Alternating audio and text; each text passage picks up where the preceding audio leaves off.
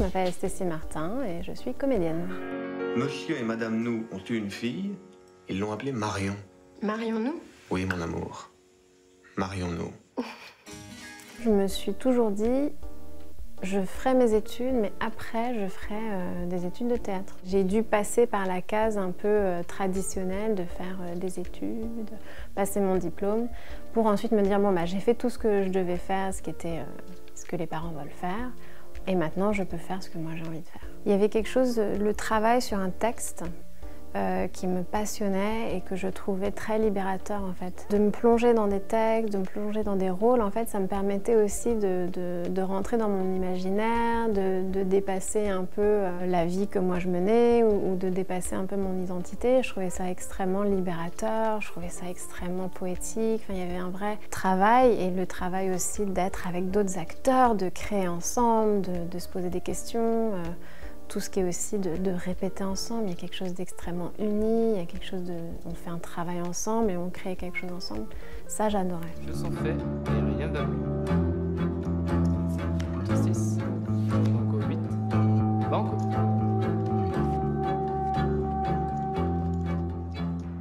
Ce que j'adore le plus dans mon métier, c'est que je peux travailler avec plusieurs réalisateurs dans l'année. Je peux passer d'une comédie à un drame, des années 2000 à des années 50.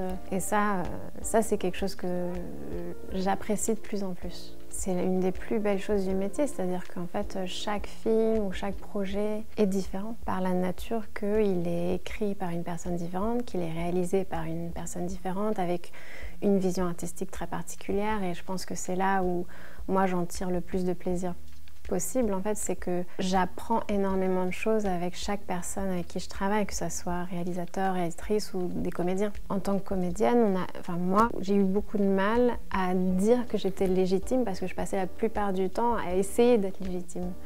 Mais en fait, je réalise que moi, ma légitimité, elle vient de mon vécu, de mon passé, des rôles que j'ai faits. Et quand je regarde les gens avec qui j'ai travaillé et la manière dont je travaille et ce que j'ai envie de faire dans les années à venir, je me dis oui, d'accord, là, je vois que je suis comédienne. Il n'y a jamais un moment où je me sens d'avoir acquis mon métier. Et je trouve ça en fait très agréable de toujours apprendre, de toujours se surprendre et de se dire, bah, Lars von Trier travaille de cette manière-là, Michel Hazanavicius travaille de cette manière-là, qui est très différente, mais ça ne veut pas dire que l'une est meilleure que l'autre, c'est juste qu'en fait c'est une richesse. C'est là où le cinéma il est abondant et il est hyper jouissif en fait par rapport à ce qu'il donne aux gens. If I asked you to take my virginity, would that be a problem? No, I don't see a problem. Avec Nymphomaniac, ce qui a été assez particulier, c'est déjà le sujet. Dès qu'on a commencé à tourner, les gens, il y avait déjà une sorte de propagande autour du film qui n'était pas vraiment le film. Donc il y a eu une vraie attente et en même temps, moi je débutais. Donc tout ce qui était le milieu du cinéma ou comment gérer la presse. Enfin, je me sentais pas du tout concernée parce que c'était pas quelque chose que je connaissais. Donc je pense que ça m'a aussi beaucoup aidée parce que j'étais vraiment concentrée sur le projet, sur ce film, sur le rôle et de travailler avec Lars pour créer ce film-là. Donc en fait, j'ai vraiment réalisé l'ampleur après parce que je me suis dit, si j'avais vraiment compris tout ça avant, je pense que peut-être que j'aurais eu peur et heureusement que je ne l'ai pas eu parce que j'ai adoré ce film. Le tournée a été vraiment... Enfin, j'ai énormément appris de Lars, j'ai énormément appris de ce que c'est d'être sur un plateau de cinéma, donc ça m'a aussi donné une manière de travailler. C'est l'amour qui nous portait dans cette quête. Qui va porter l'enfant? C'est moi. Très bon choix. Ça aurait pu être moi, hein, on a presque le même âge. Je pensais pas à l'âge. J'ai adoré faire de la comédie, c'est quelque chose aussi qui est c'est très dur. Je réalise aussi que j'ai pas énormément de sens de la comédie, mais c'est là aussi où je me suis retrouvée beaucoup avec mon personnage d'Inès, c'est qu'elle est drôle vraiment sans s'apercevoir, elle fait des blagues un peu nulles, mais du coup c'est ça qui est drôle. C'est un vrai style, c'est un vrai rythme, mais je trouve qu'il y a beaucoup de comédie dans beaucoup des films que je fais. Enfin dans Nymphomaniac, il y a beaucoup de comédie, bon, c'est un peu plus sombre, mais j'ai toujours aimé un peu ce côté, cet humour un peu anglais. En fait, au final, je trouve que c'est quelque chose qui me ramène toujours à un truc très humain, très personnel.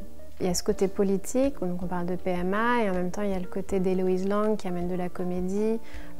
Et les deux, je trouve, se marient extrêmement bien parce qu'elle arrive à parler d'un sujet qui est quand même très dense, très politisé, et en montrer aussi le côté très humain et l'absurdité que nos personnages en fait traversent.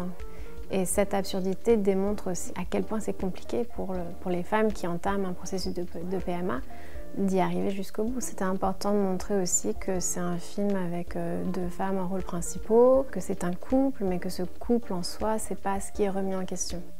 C'est-à-dire que leur sexualité, leur amour existe et c'est complètement normal. C'est pas quelque chose de choquant, c'est pas quelque chose de politique nécessairement. Enfin, ça l'est parce que tout est politique en vrai, mais c'était important aussi d'avoir ce côté-là. C'est-à-dire que ce qui prime dans ce film-là aussi, c'est leur amour. Pour moi, la comédie, c'est un genre qui fait tout aussi partie du cinéma. Je le vois pas vraiment à part que ce soit un thriller ou un film d'horreur ou... Enfin, pour moi, je vois vraiment le cinéma comme un tout. Donc, si j'arrive justement à faire des choses différentes, bah, c'est super en fait. Ça veut dire que j'arrive à créer des personnages et à partir, enfin, vraiment raconter quelque chose de plus grand que moi en fait.